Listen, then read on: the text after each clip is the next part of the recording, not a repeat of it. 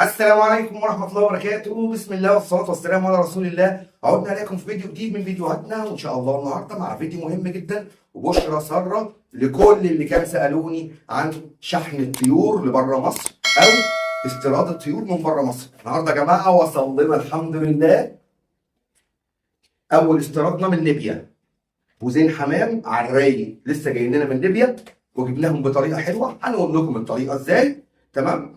عشان اللي عاوز ان شاء الله ربنا يقدرنا ونقدر نساعد الناس. لكن حط في دماغك انك عشان تستورد طيور من بره، انا ماليش علاقه بسعر الطيور، ان شاء الله تستورد طوب.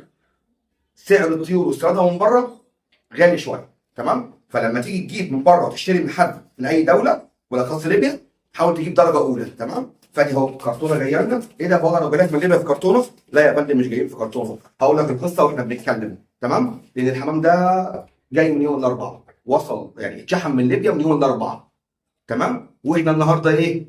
الخميس، تمام كده؟ ولسه مستلمه النهارده من يوم الاربعاء اللي فات، مش بتاع امبارح، لا. تمام كده؟ نفتح كده مع بعضينا سكينتنا الجميله اهي.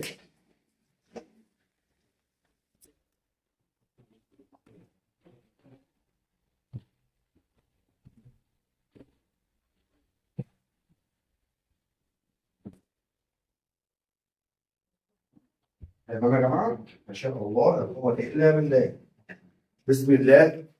بالله عليك اذكر الله وصلى على النبي محمد صلى الله عليه وسلم، ودعواتكم لينا بالبركه والزياده، تمام؟ هذا يا جماعه اهو هزاز روسي، هزاز روسي درجه اولى، تمام؟ طبعا لون مميز جدا. طبعا الحمام مخروط، مخروط بنحو ليل. الحمام ايه يا جماعه؟ مخروط بنحو ليل. مسكناه الحمد لله، تمام؟ مخروط جناحه ليل. طبعا ديله ده بيبقى قد كده مرفوع لفوق، وصوره هتبان دلوقتي قدامكم قبل الخرط، تمام؟ مخروط جناحه ليل يا جماعه، جناحه ليل. دي اول حته اهي معانا، تمام؟ اهو هزاز روسي درجه اولى حراره عاليه. هتشوف الحمام ده على الطبيعه دلوقتي. نحطه هنا، ماشي؟ ادي تاني، هات هو ده. ادي تاني حته معانا،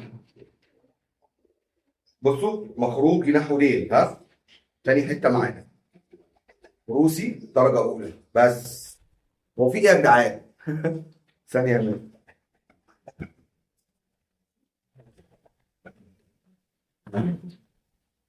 اهو بيطير، عامل له ايه بقى؟ اهو روسي درجه اولى. هنقول لكم مع بعض، تمام يا جماعه؟ اهو حراره عاليه ما شاء الله درجه اولى. حد يقول لي ده قرع، اقول لك يا فندم في ليبيا ما بيعتمدوش الكلام ده. اهم شيء مستوى، اهم شيء مستوى. طبعا بشراب. دي حته كولا اصفر، نحطها هنا.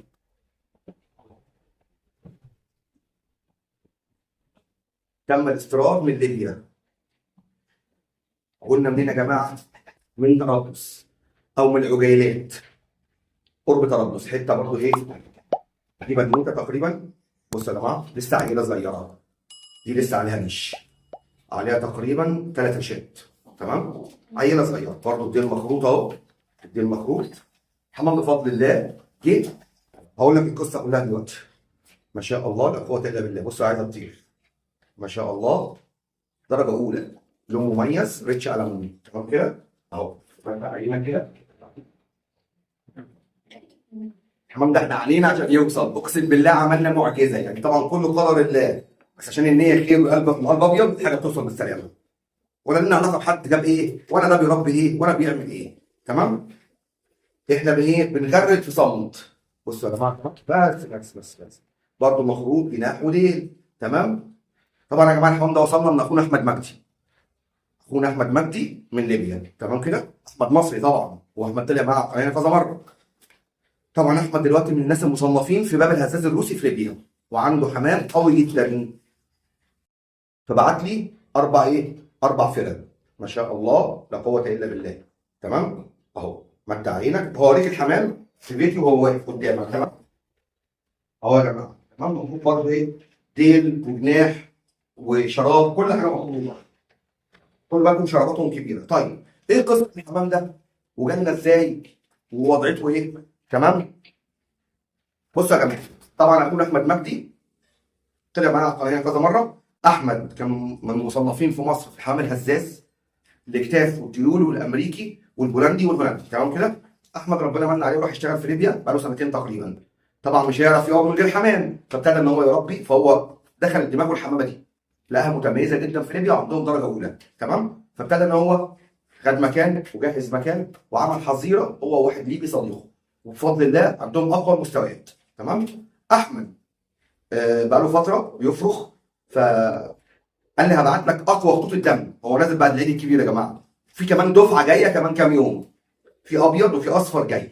احنا جبنا الريتش اهو، وهو كان عنده التيل مارك على فكره، بس للاسف يعني تعب منه في الفتره اللي فاتت دي، يعني من سنه كده قدر الله حصل فيه مصيبه يعني. المهم حمام ده جالنا من ليبيا مع سواق ليبي اهو، جه من ليبيا مع سواق ليبي. تمام. دخل بيه سواق نقل ليبي، دخل بيه من مصر وقعد تقريبا 3 ايام في الطريق او 3 ايام ونص. تمام. نزل بيه من مصر من ليبيا على اسكندريه، ووصل وصل مطروح المغرب. المهم قضى في مطروح يوم وبتاع وكلام من ده، وكل وظبط حاله وخد دش والكلام من ده، وصبح في اسكندريه او وصل في اسكندريه بالليل. المهم راح جه كلمني احمد ابو هاجر، قلت له اه. قال لي انت اللي هتستلم الحمام؟ قلت له ايوه. طب انا بعرف اتكلم ليبي كويس، ها، هو الراجل بيتكلم مصري كويس. المهم ظبطنا مع بعضينا وشفنا الدنيا. طب هتيجي القاهره؟ قال لي لا والله ماليش مشوار في القاهره، انا جاي اسكندريه وهرد تاني على طرابلس. قلت له مفيش مشكله، تعرف تشحنهم لي من الموقف الجديد؟ قال لي اه عارف الموقف الجديد. قلت له بس ما تشحنيش على القاهره. ليه بقى؟ وانا ليه ما رضيتش الحاجه جديده على القاهره؟ لان عشان يشحن من اسكندريه على القاهره مفيش موقف على طول، عندي يا اما الجيزه يا اما رمسيس، والسواق هيستغل الموضوع لما يلاقيه ليبي هيقول له 250 300 شحن، هم 4 فرق بس. قلت له لو سمحت وديهم لي على البحيره لحد صديق ليا هياخدهم استقبال. تمام. وهيبعتهم لي. قعدوا عند صديقي يومين استقبال، اكرمهم، استقبلهم احلى استقبال، وبعتهم لي. والنهارده وصلوا لي الصبح الساعه كام؟ 11 قبل الظهر. استلمتهم، وادي الحمام هتشوفوه قدامكم، وادي قصه الحمام بتاعي. بس الراجل ده ما بيشيلش اكتر من 4 فرقات، لان هو بيدخلهم معاه في عربيته وبتاع وبيجيبهم لك. طبعا الكلام ده كله مش سليم، مخالف. تمام. مخالف يا جماعه. وبياخد حق شحنهم. حق شحنهم كام؟ هبقى اعرف بالتفصيل واقول اللي عاوز من الكلام ده، وعادي ممكن نشحن لناس، مفيش اي مشكله خالص. لكن خد بالك لو انت هتعوز طيور من بره، اي تكاليف لو 50 جنيه هتتحملها انت زي ما انا عملت. تمام يا جماعه؟ ده كان فيديو النهارده.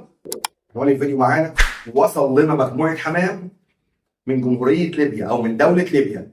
نشوف بقى الحمام مع بعضينا وننهي الفيديو. لو عجبك اذكر الله وصلى على نبينا محمد صلى الله عليه وسلم، وادعي لنا بالبركه والزياده. والحمام ده سعره غالي، سعره غالي يا جماعه، غالي يعني غالي مش هقول. المهم نكمل الفيديو اللي تشوف بقى الحمام.